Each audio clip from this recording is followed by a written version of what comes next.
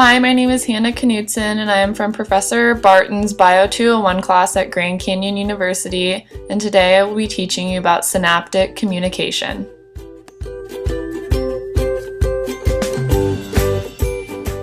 Synaptic communication is the process where one neuron or nerve cell communicates to another neuron, such as a muscle cell, by the passing of electrical signals across the synapse.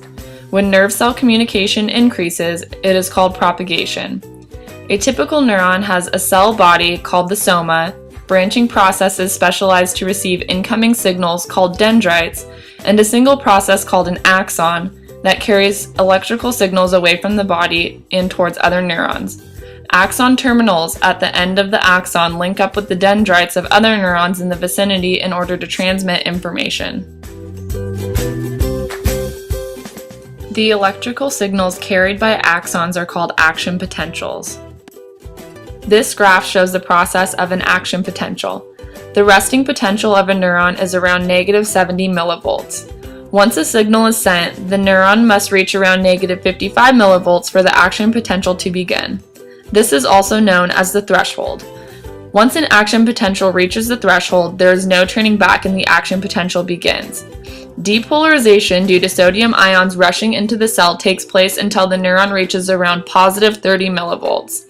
Once this is reached, repolarization begins by the release of potassium ions.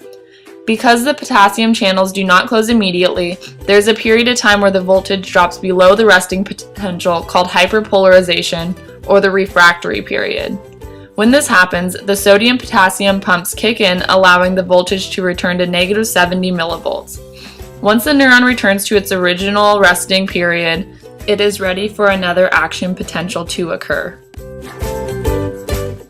To fully understand how action potentials in synaptic communication works, we will look in depth to what occurs at the axon terminal or synaptic knob of a neuron.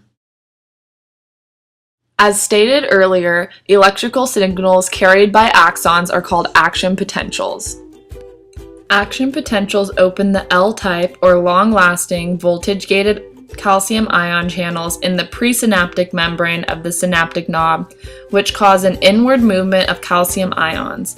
Calcium ions trigger the release of neurotransmitters from synaptic vesicles into the space between the synaptic knob and the excitatory postsynaptic terminal known as the synaptic cleft. The synaptic vesicles fuse with the presynaptic membrane during this process of exocytosis. The amount of time it takes for the vesicles to move across the synapse is called the synaptic delay. Once the neurotransmitters reach the excitatory postsynaptic terminal, the ligand-gated ion channels open and sodium ions flood in, causing an intracellular or inside of the cell to become more electrically positive or depolarized. Once the charge equals around +30 millivolts, potassium channels open, allowing for the potassium ions to rush out of the cell, giving a positive extracellular or outside of the cell charge in a process called repolarization. Receptors coupled to sodium or calcium channels are excitatory and produce a depolarization of the postsynaptic membrane, whereas receptors coupled to chloride or potassium channels are inhibitory and produce hyperpolarization of the postsynaptic membrane. Such receptors coupled to ion channels are called ionotropic receptors.